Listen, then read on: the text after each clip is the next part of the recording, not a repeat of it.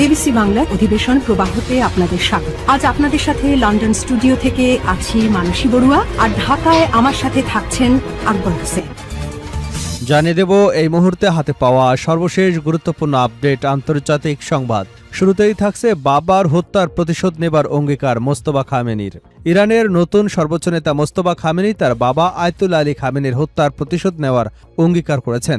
তিনি এ হত্যাকাণ্ডের জন্য যুক্তরাষ্ট্র এবং ইসরায়েলকে দায়ী করেছেন। মোস্তফা খামেনি বলেন, এ হত্যাকাণ্ডের প্রতিশোধ নেওয়া ইরানি জনগণের দাবি এবং তা অবশ্যই বাস্তবায়ন করা হবে। এবারে জানাবো, যুক্তরাষ্ট্রের হামলায় ক্ষতিগ্রস্ত চীন তুর্কমেনিস্তান ইরান রেল সেতু পুনরায় চালু। যুক্তরাষ্ট্রের হামলায় ক্ষতিগ্রস্ত গোলেস্তান প্রদেশের আক্কালা কাউন্টির একটি রেল সেতু 24 ঘন্টারও কম সময়ের মধ্যে পুনরায় চালু করে ফেলেছে ইরান। দেশটির কর্তৃপক্ষ জানিয়েছে, সেতুটি সচল হওয়ায় রেল চলাচল আবারও স্বাভাবিক হয়েছে। জানাবো, ইরানের কাছ থেকে হরমুজে হামলা বন্ধের অঙ্গীকার চায় যুক্তরাষ্ট্র। হরমুজ প্রণালী খুলে দেওয়া এবং সেখান দিয়ে চলাচলকারী বাণিজ্যিক জাহাজে হামলা বন্ধের বিষয়ে ইরানের কাছ থেকে প্রকাশ্য অঙ্গীকার চায় যুক্তরাষ্ট্র। শনিবার থেকে দুপক্ষের মধ্যে যে আলোচনা শুরু হওয়ার কথা, সেখানে এ বিষয়টি রাখতে চায় ওয়াশিংটন। জানিয়ে দেব, যুদ্ধে ইরানের গবেষণা অবকাঠামোর ক্ষতি $300 মিলিয়ন।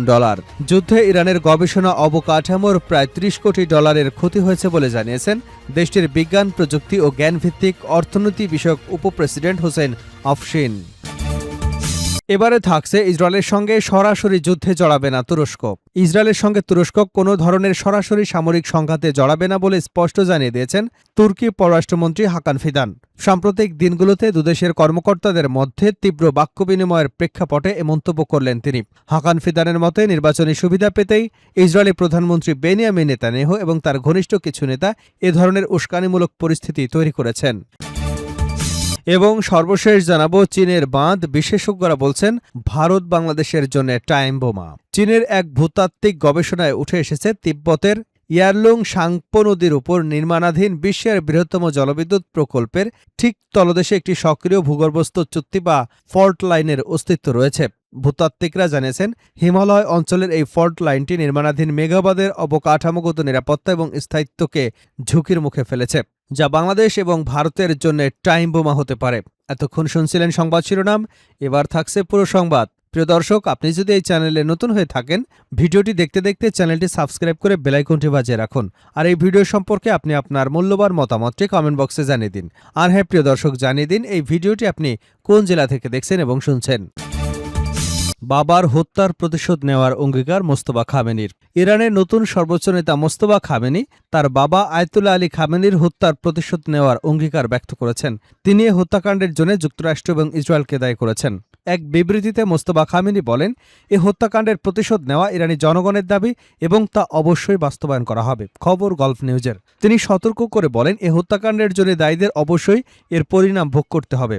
তিনি আরও বলেন, এই প্রতিশোধ তার নেতৃত্ব বা অন্য কোনো কর্মকর্তার উপর নির্ভর করে না। বিবৃতিতে তিনি আরও বলেন, আমরা সব অপরাধী হত্যাকারীদের থেকে শহীদ নেতা আয়াতুল্লাহ আলী খামেনির এবং এই দুই যুদ্ধে নিহত সব শহীদদের রক্তের প্রতিশোধ নেবার অঙ্গীকার করছি। এই প্রতিশোধ নিশ্চিত।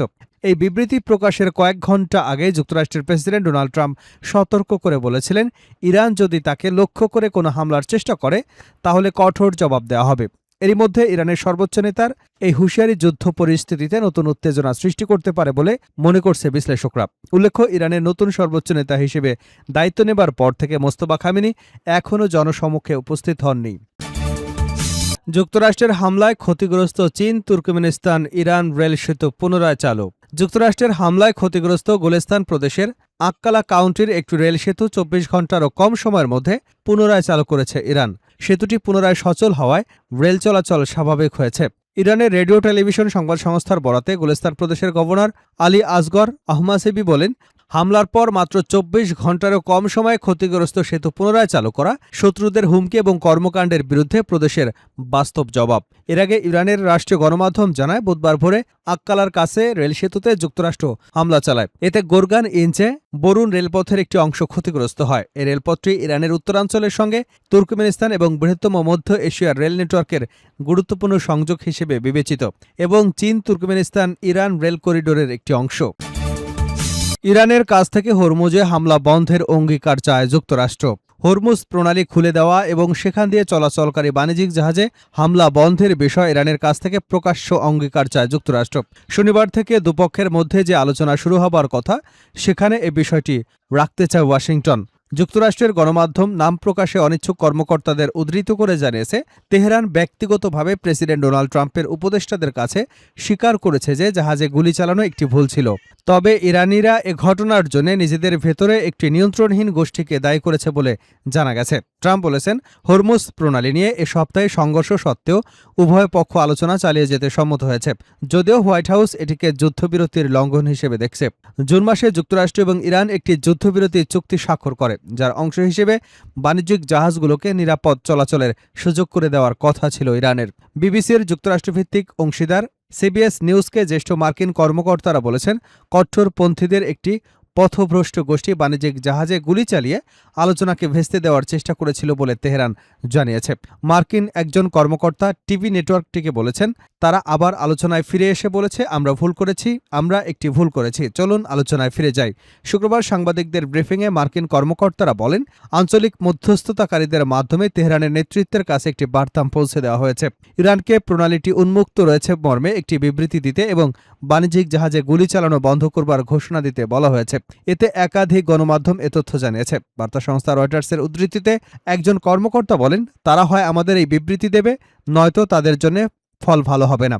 সিবিএস জানিয়েছে, হোয়াইট হাউস আরও চায় যে ইরান প্রকাশ্যে স্বীকার করুক যে জাহাজ চলাচলকে লক্ষ্য করে গুলি চালানো একটি ভুল ছিল।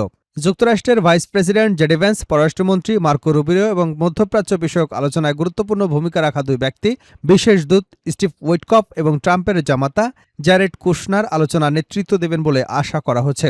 এই আলোচনায় শনিবার ওমানে শুরু হবার কথা রয়েছে। যুদ্ধে ইরানের গবেষণা অবকাঠামোর ক্ষতি $300 মিলিয়ন। যুদ্ধে ইরানের গবেষণা অবকাঠামোর প্রায় $30 কোটি ক্ষতি হয়েছে বলে জানিয়েছে দেশটির বিজ্ঞান, প্রযুক্তি ও বিজ্ঞানভিত্তিক অর্থনৈতিক বিষয়ক উপপ্রেসিডেন্ট হোসেন আফশিন। রাষ্ট্রীয় বার্তা সংস্থা ইন্নার বরাতে তিনি বলেন, দেশে আমরা এমন সব উদীয়মান প্রযুক্তি নিয়ে কাজ করছিলাম যেগুলোর কোনো সামরিক ব্যবহার ছিল না, কিন্তু শত্রুপক্ষ ইরানের বৈজ্ঞানিক এবং প্রযুক্তিগত সক্ষমতাকেই লক্ষ্যবস্তু করেছে। তবে আমরা আরও শক্তভাবে তা পুনর্গঠন করব। হোসেন আফশিন বলেন, আমরা বর্তমান বিশ্বে বিজ্ঞান এবং প্রযুক্তির শক্তিধর দেশ হতে চাই, কারণ যে দেশ এ খাতে বিনিয়োগ করবে সে দেশই সফল হবে। তিনি আরও বলেন, যুদ্ধের কারণে গবেষণা অবকাঠামোর ব্যাপক ক্ষয়ক্ষতি হলেও বিজ্ঞান প্রযুক্তি খাতে দেশের অগ্রযাত্রা থেমে থাকবে না এবং ক্ষতিগ্রস্ত অবকাঠামো পুনর্নির্মাণে প্রয়োজনীয় পদক্ষেপ নেওয়া হবে।